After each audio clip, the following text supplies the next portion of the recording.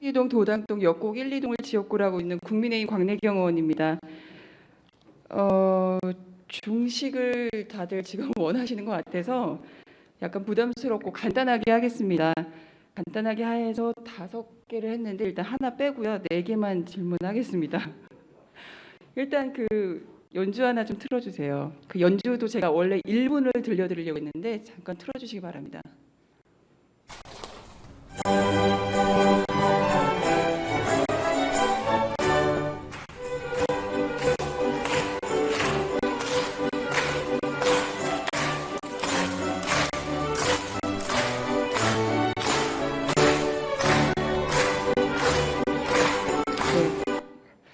그 다들 한 번쯤은 나누꽃 챔버 연주를 한번 들어보셨을 것 같아요. 그 발달 장애인과 장애인과 비장애인이 함께하는 오케스트라 연주입니다. 근데 저는 사실 지난 11월에 마지막에 갔었는데 우리가 당선되고 나서 여기서 연주하고 이럴 때 많이들 가셨어요. 근데 그날 제가 갔을 때는 저랑 우리 존경하는 정창곤 의원님 저희 둘이 이제 참여를 했습니다. 참여해서 그 연주를 듣는데 군데군데 좀 마음이 뭉클하더라고요. 아, 이거 어떻게 해야 되지? 이걸 어떻게 해야 될까? 막 되게 많은 고민을 했었는데 모든 정치인들이 한 번쯤은 다 다녀갔다고 하더라고요. 그 회장님께서 말씀하시기를 해서 아, 이거 어떻게 저만 제일 늦었다고 말씀하시는데 어떻게 해야 될까 되게 머릿속을 고민하다가 그 아나운서가 그날 한 이야기가 있습니다. 여기서도 아마 가보신 분들은 한 번쯤은 들어보셨을 것 같아요. 여기 연주 오케스트라에게는 3가지가 없다고 했습니다. 3가지가 첫 번째는 지휘자가 없다. 지휘자가 없어요. 누구도 지휘를 통솔하는 자가 없습니다. 두 번째는 전공자가 없습니다. 전공자가 없고 세 번째는 이제 이 부분입니다. 지원이 없습니다. 어떤 지원도 받고 있지 않습니다. 그날은 다행히 경기도에서 지원을 받아서 그 예산이 처음으로 제일 많은 예산이었대요. 1,000만 원 정도 되는 예산이 여기까지 오는 그 과정 안에서 제일 큰 돈이었다고 합니다. 저는 발달 장애인들에 대한 그 장애인 직업 재활 시설이 우리 부천시에 한 군데가 있고요. 그리고 보호 작업 시설이 3군데 있습니다. 다 어떤 누룽지도 만들고 마스크도 만들고 종량제 봉투도 만들고 과자도 만들고 여러 가지 빵도 만들고 이런 시설들이 있는데 한번 고민해 보시기 바랍니다. 우리 장애인 부서, 우리 장애인 복지국장님 지금 공석이지만 복지국을 대표하는 모든 장애인 복지과에서도 그렇고요. 우리 시장께서 답변을 좀 주시기 바랍니다.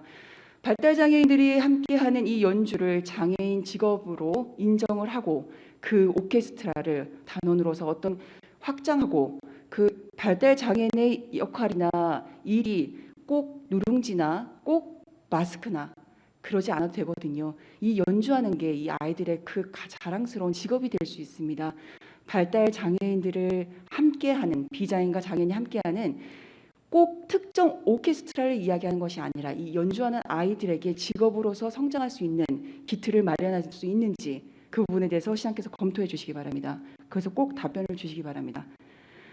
두 번째는 지속협 관련된 이야기입니다. 오늘 아까 조례를 다 통과가 됐습니다. 당연히 통과가 되리라 생각을 했었고 당연히 다 진행되리라 생각하고 있습니다. 그런데 어제 또 안타깝게도 한병환 회장님께서 자리를 물러나셨어요. 그럼으로 인해서 여러 가지 상황들이 변화가 있을 거라고 전 봅니다. 다만 잘못된 부분들 그냥 그저 그렇게 아무 일도 없었다는 듯이 흘러가는 건 좀 옳지 않다고 봅니다. 제가 가장 지속협이 다시 탄생했으면 좋겠어요. 지속협에 대한 존재나 예산이나 이런 걸 부정하고 싶지 않습니다. 다만 그 과정은 매우 존중받아야 됩니다. 특히 지속협에 대한 부분이 어떻게 시작하는 과정에서부터 잘못되었는지 그 부분에 대해서는 저는 분명하게 책임을 물어야 하고 그 부분에서는 누군가 책임을 져야 됩니다. 한병원 회장이 책임을 지는 것은 별개의 문제입니다. 이 부분에 대해서는 어떻게 저는 가장 이 부분에 대한 정말 심각한 문제를 우리가 그냥 아무렇지 않게 넘어가고 회장 한 명이 사퇴하면 된다 이런 식으로 생각하는 건 저는 옳지 않다고 봅니다. 지속협에 대한 그 책임이 있었던 문제는 첫 번째 준비위원이 6명이었습니다. 준비위원회 4분과 시민 4분과 그리고 공무원 2명이었거든요. 이 6분이 준비위원이었어요. 그 준비위원회 공무원을 뺀 4분이 오롯이 심사위원이 됐습니다. 그리고 그 4분 중에 2분은 오롯이 회장과 사무국장을 다 하셨습니다. 하신다고 하였고, 그리고 회장은 선출되었고, 과정 자체가 특히 다른 단체도 아니고 지속협에서 이런 일을 하면 안 됩니다. 이 4분의 심사위원이 되신 분들, 그 중에서도 정치권에 계셨던 2분 정도는 사퇴하셔야 됩니다. 어떻게 심사위원이 본인을 결정하고 본인이 다 해서 본인이 그 위원회에 들어가 계시는데 회장직을 사퇴했다고 될 문제가 아닙니다. 이런 문제에 대해서는 좀 더 예민하고 공정하고 객관적으로 우리가 분명히 그 잣대로 분명히 해주어야 한다고 봅니다. 특히 다른 단체도 아니고 지속협이기 때문에 그렇습니다. 그냥 한병원 회장께서 물러나시는 것이 그냥 그대로 그렇게 하면 다 잠재우는 것이 우리 그 통념상 관념상 그렇게 되리라고는 저는 그리 되면 안 됩니다. 한 번 잘못된 단추가 끼워져 있을 경우에 다 삐뚤어지게 끼운 옷을 입고 그렇게 나아가기는 쉽지 않습니다. 시장께서 결단을 하셔서 그 2분의 회장직과 사무국장직에 대한 부분의 사퇴와 그리고 위원도 사퇴를 요청합니다. 그분의 답변을 분명하게 주시기 바랍니다. 세 번째는 광역동 관련입니다. 지난 시정연설에 우리 시장께서 한 시정연설을 제가 꼼꼼히 한 페이지 한 페이지를 다 봤어요. 애석하게도 광역동 폐지에 대한 부분이 없더라고요. 여러 차례를 다시 보면서 전반적인 그 과정을 훑는 과정에서 왜 시장께서 왜 광역동 폐지를 시정연설에 내년도 2024년 1월 1일 날 한다고 하는 그 약속이 분명히 있음에도 불구하고 광역동 폐지 사업을 내년도 주요 역점 사업에 넣지 않았을까?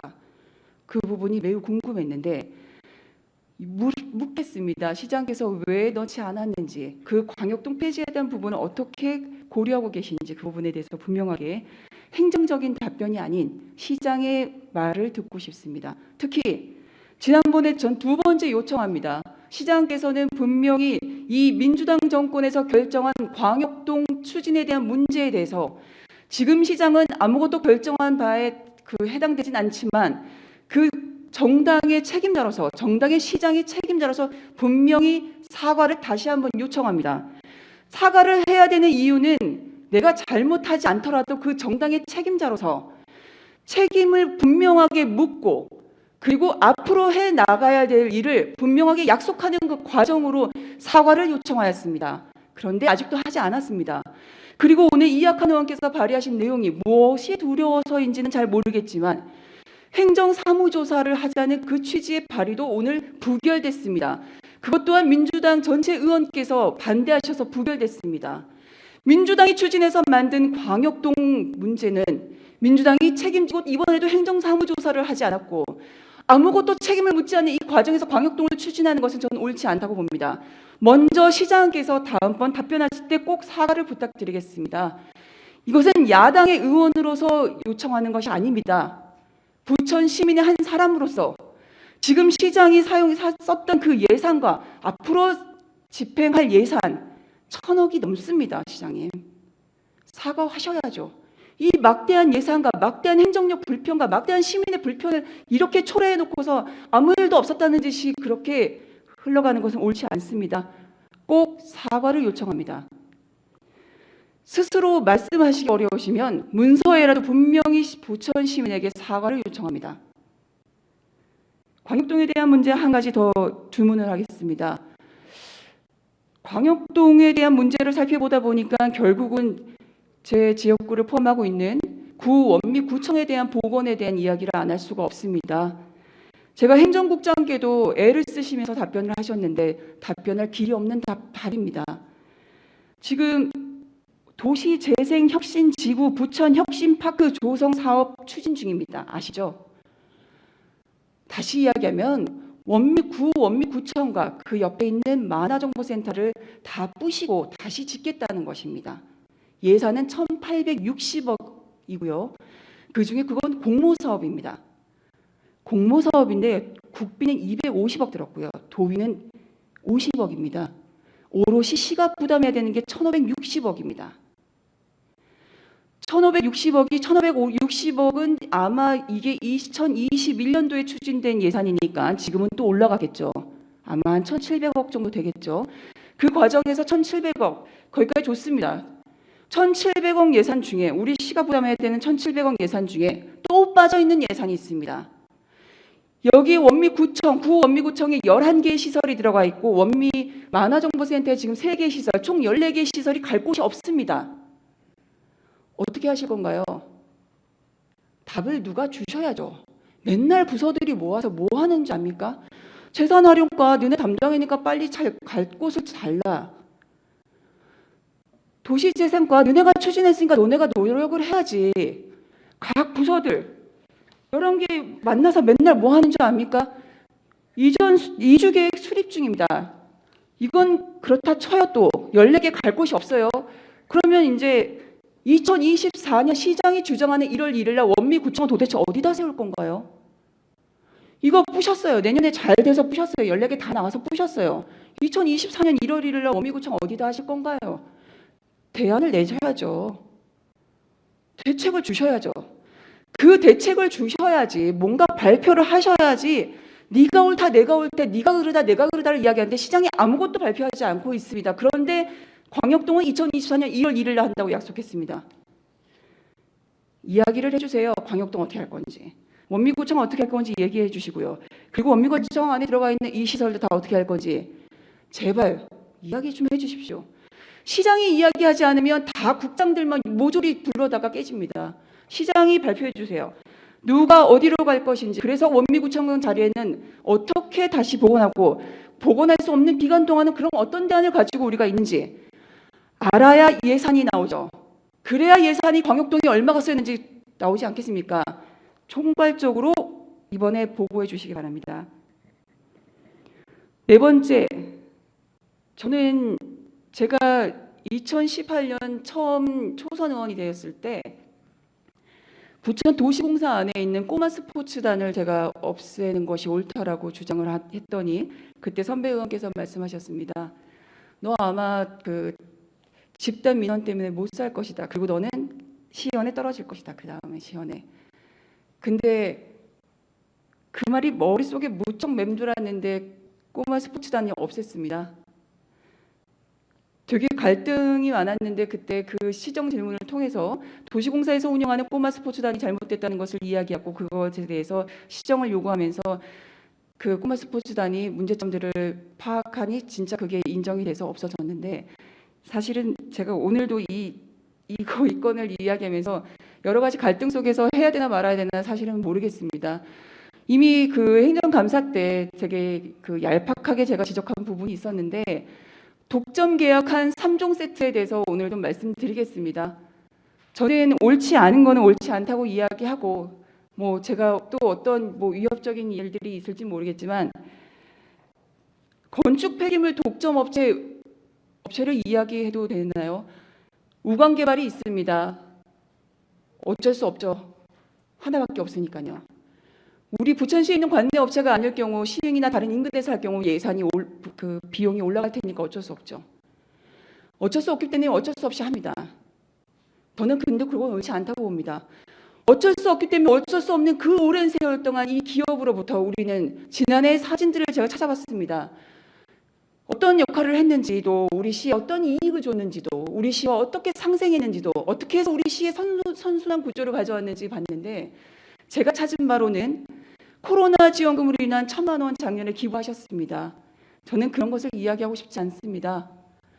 적어도 독점할 수 없는 그 구조에 있다면 우리 시가 이제는 MOU를 체결하던 어떤 내용들을 체결해서 우리 아이들의 젊은 아이들의 취업 기반을 마련해주고 두 번째는 우리 시와 어떤 선순환 구조를 가질 수 있을지 체계적으로 면밀히 검토하여 이 부분에 대해서는 우관 개발로부터 우리는 어떤 선순환 구조를 독점하는 그 가운데서 끌어내야 된다고 봅니다.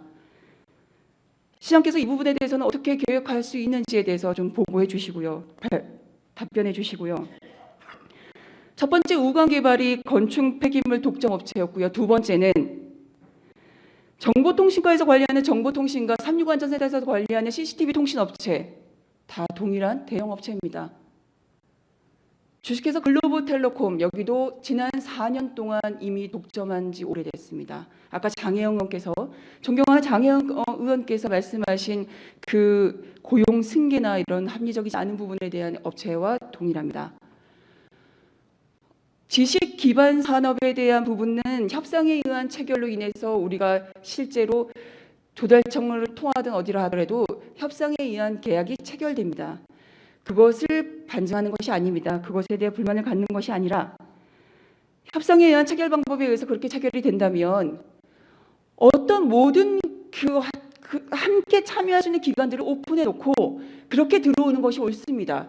그 중에서 우리한테 우리 시에 유리한 조건들을 내세우는 업체가 하는 것이 좋습니다. 협상에 의한 체결을 할 수 있는 지식산업이라고 해서 그 부분을 악용해서 한 개의 업체와 계속 그렇게 하는 것은 옳지 않습니다. 그 독점 업체 두 번째는 CCTV와 관련된 정보통신 업체고요. 세 번째는 보안경비 업체입니다.